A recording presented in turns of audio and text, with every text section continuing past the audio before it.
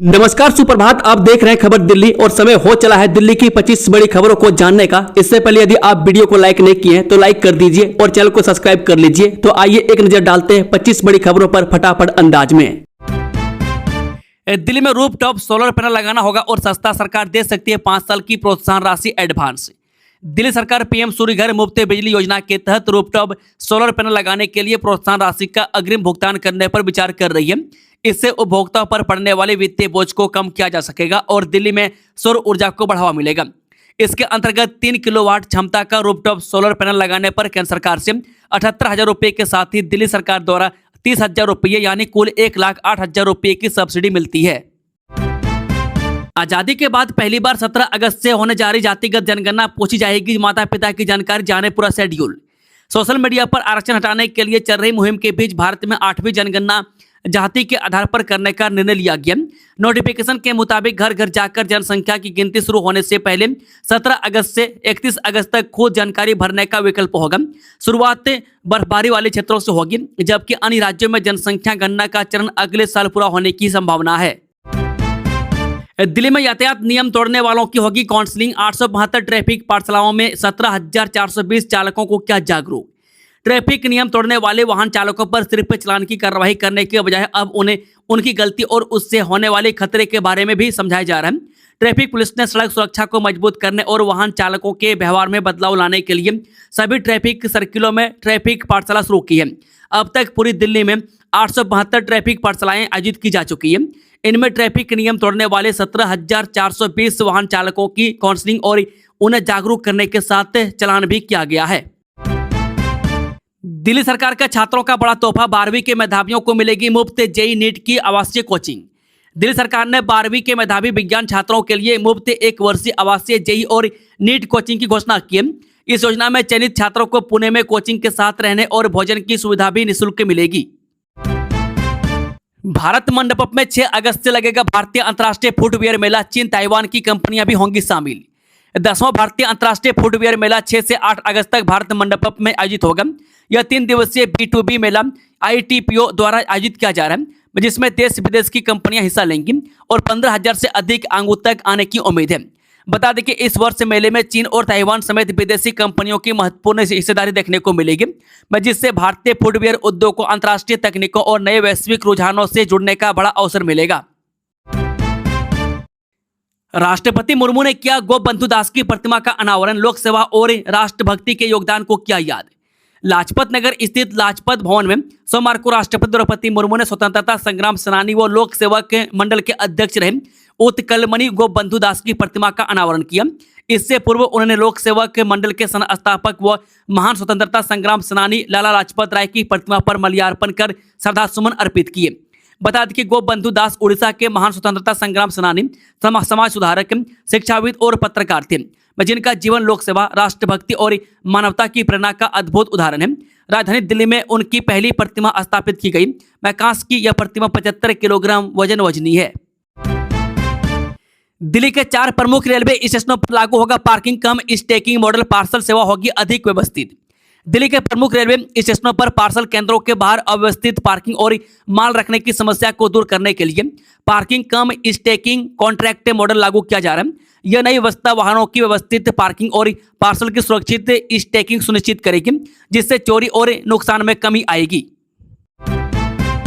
दिल्ली में बंद होगी मिक्स लैंड यूज नीति। सुप्रीम कोर्ट की कमेटी ने उठाया सवाल। अवैध होटल कोचिंग पर एक्शन की सिफारिश।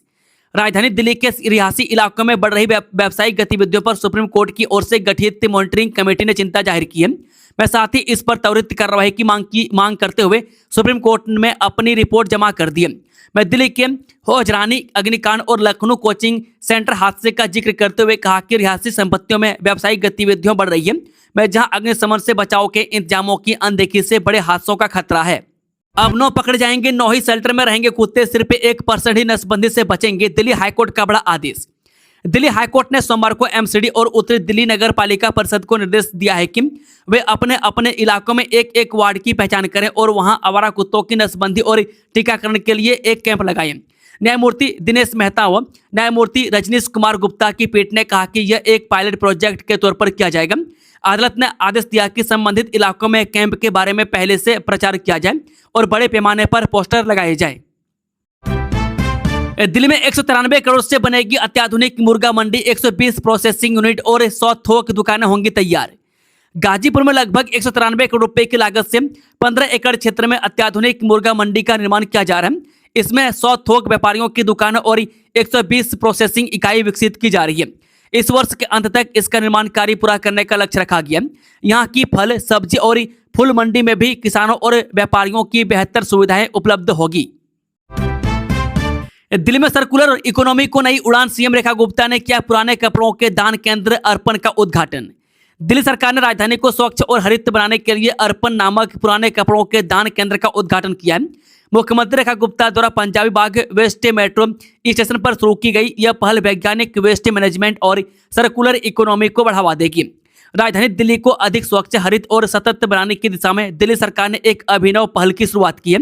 दिल्ली की मुख्यमंत्री रेखा गुप्ता ने सोमवार को पंजाबी बाग वेस्ट मेट्रो स्टेशन पर पुराने कपड़ों के विशेष दान केंद्र अर्पण का औपचारिक उद्घाटन किया। यह पहल राजधानी में वैज्ञानिक तरीके से वेस्ट मैनेजमेंट और सर्कुलर इकोनॉमी को बढ़ावा देने की दिशा में एक महत्वपूर्ण कदम है। क्या 4 आम आदमी पार्टी नेताओं की बढ़ेगी मुश्किलें? दिल्ली हाईकोर्ट ने जवाब देने के लिए केजरीवाल और सिसोदिया को दिए 4 हफ्ते का समय। दिल्ली हाईकोर्ट ने आबकारी घोटाला मामले में न्यायमूर्ति स्वर्णकांता शर्मा के खिलाफ सोशल मीडिया अभियान से जुड़े आपराधिक अवमानना मामले में अरविंद केजरीवाल, मनीष सिसोदिया समेत अन्य को जवाब दाखिल करने के लिए 4 सप्ताह का समय दिया है।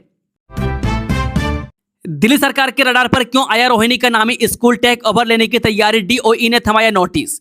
दिल्ली सरकार ने रोहिणी स्थित वेंकटेश्वर ग्लोबल स्कूल के खिलाफ वित्तीय अनियमितताओं, सुरक्षा मानकों के उल्लंघन और वैधानिक नियमों की अनदेखी के आरोपों पर बड़ी कार्रवाई करते हुए स्कूल प्रबंधन को कारण बताओ नोटिस जारी किया। शिक्षा निदेशालय यानी कि डीओई ने स्कूल से पूछा है कि उसके प्रबंधन को दिल्ली के प्रशासक के अधीन क्यों न लिया जाए। तरुण हत्याकांड, हत्यारोपी सोहेल को कोर्ट ने घोषित किया भगोड़ा। पुलिस बोली खबर मिले तो तुरंत करें सूचित।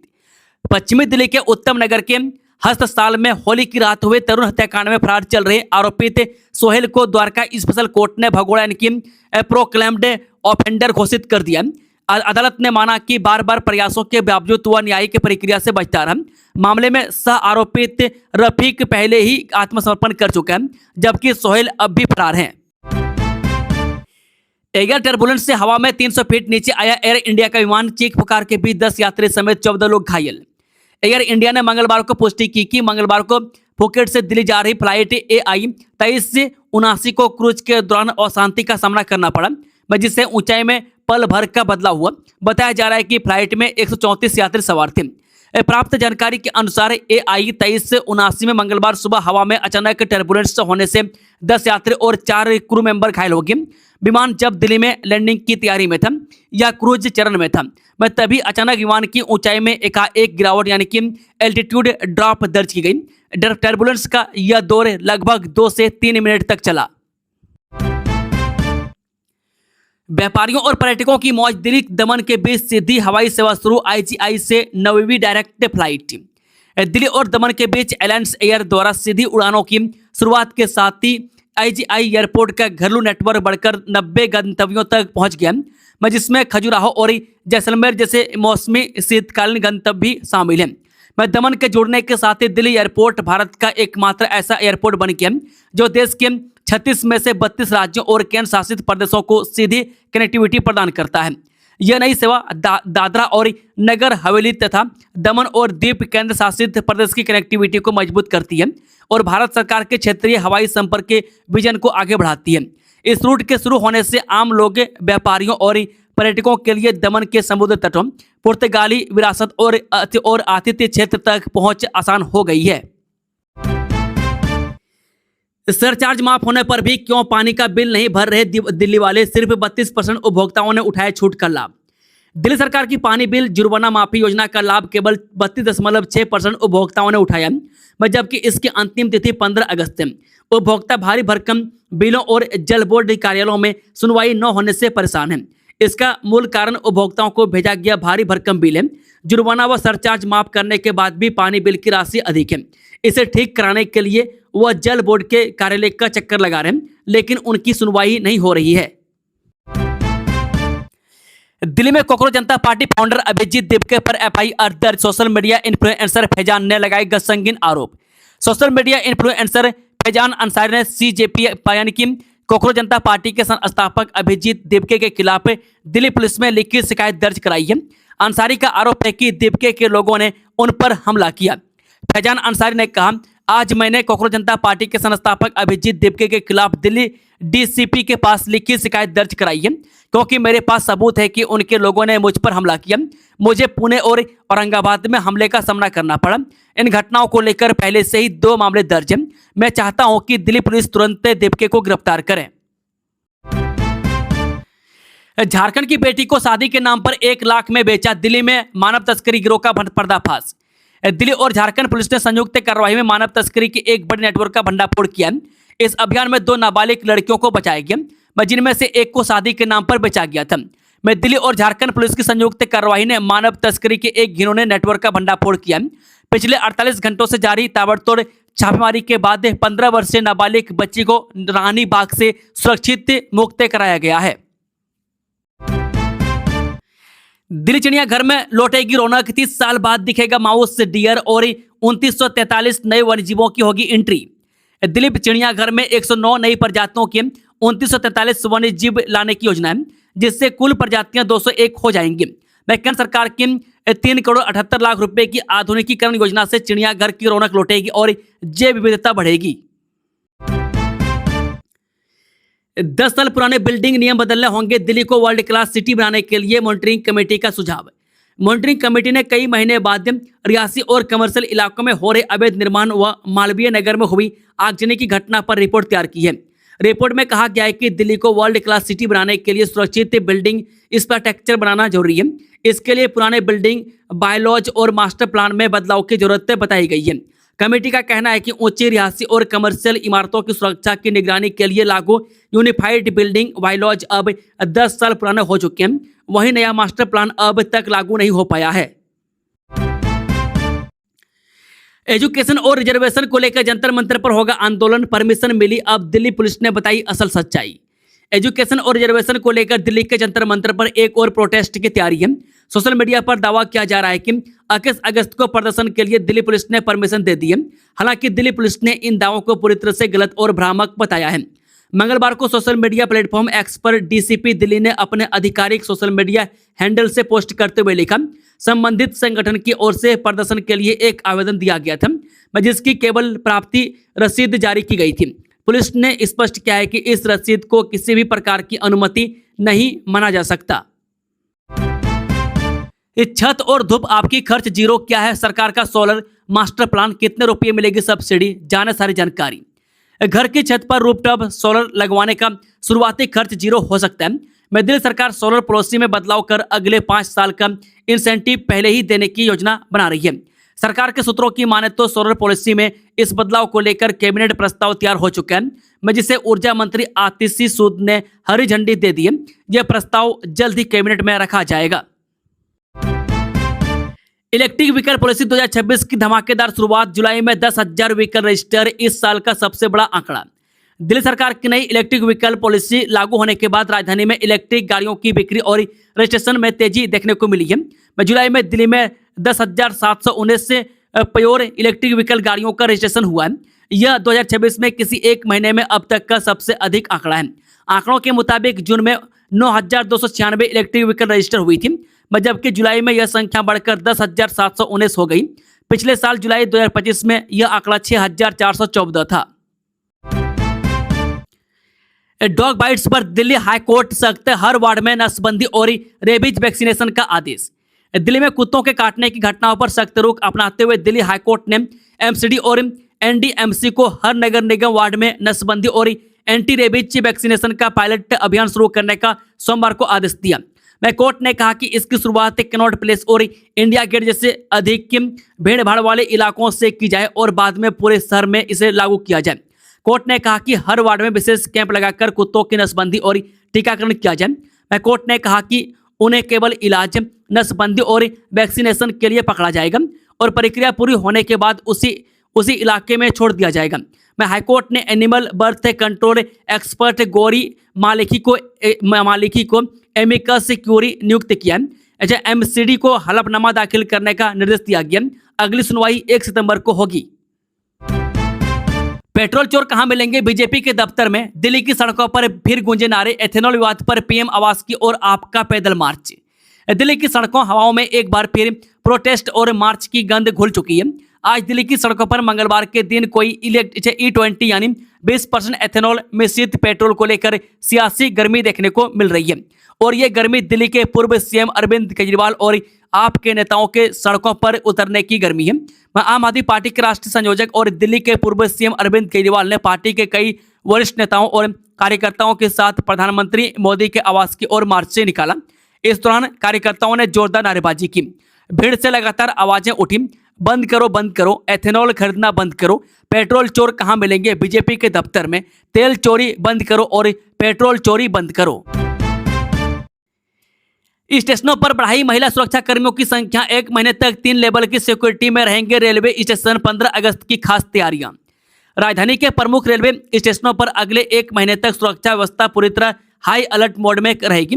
नई दिल्ली, पुरानी दिल्ली, हजरत निजामुद्दीन, आनंद विहार समेत कई स्टेशनों पर 3 लेयर सुरक्षा व्यवस्था लागू करने का फैसला किया गया है। स्टेशन परिसर में प्रवेश से लेकर प्लेटफॉर्म और ट्रेन के अंदर तक हर गतिविधि पर अधिकारियों की पैनी नजर रहेगी।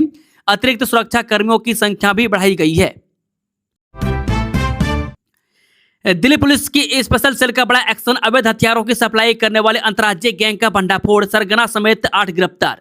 दिल्ली पुलिस की स्पेशल सेल यानी कि ईस्टर्न रेंज ने एक बड़े ऑपरेशन को अंजाम दिया। इसके तहत अंतर्राज्यीय अवैध हथियार तस्करी गिरोह का पर्दाफाश करते हुए उसके सरगना समेत 8 आरोपियों को गिरफ्तार किया गया। पुलिस ने आरोपियों के कब्जे से 18 अवैध हथियार, 10 अतिरिक्त मैगजीन और 9 mm के 5 जिंदा कारतूस बरामद किए हैं। 10वीं पास बन गया 5 राज्यों का बड़ा हथियार तस्कर। एनक्रिप्टेड ऐप से चल रहा था हथियारों की मंडी। 8 गिरफ्तार। दिल्ली पुलिस की स्पेशल सेल ने अंतर्राज्यीय अवैध हथियार तस्करी गिरोह का भंडाफोड़ कर सरगना समेत 8 आरोपियों को गिरफ्तार किया। पुलिस ने 18 अवैध हथियार और एक कारतूस बरामद किए हैं। जांच में सामने आया कि गिरोह मध्य प्रदेश से अवैध हथियार लाकर दिल्ली, NCR, उत्तर प्रदेश, हरियाणा, राजस्थान और पंजाब में उनकी सप्लाई करता था तथा आपसी संपर्क के लिए सोशल मीडिया और एनक्रिप्टेड एप्लीकेशन का इस्तेमाल करता था। दिल्ली में SIR की डेट फिर बढ़ी। नया शेड्यूल जारी। अब कब तक वोटर लिस्ट में करा सकेंगे नाम दर्ज या सुधार, जाने सारी जानकारी। राजधानी दिल्ली में चल रहे SIR कार्यक्रम की समय सीमा को भारत निर्वाचन आयोग ने एक बार फिर बढ़ा दिया। आयोग द्वारा दिल्ली के मुख्य निर्वाचन अधिकारी को भेजे गए नए आदेश के मुताबिक SIR की प्रक्रिया अब दूसरी बार बढ़ाई गई है। इससे पहले आयोग ने घर घर सत्यापन और फॉर्म बांटने व उन्हें जमा करने की समय सीमा को 29 जुलाई से बढ़ाकर 8 अगस्त किया था। अब बूथ लेवल अधिकारियों द्वारा घर घर जाकर सत्यापन का काम 17 अगस्त तक जारी रहेगा। दोस्तों, खबरों का सिलसिला समाप्त होता है। अगर जानकारी पसंद आई तो वीडियो को लाइक, शेयर, चैनल को सब्सक्राइब जरूर कर लें। Thank you, all the best. जय हिंद, जय भारत, राधे राधे, हरे कृष्णा।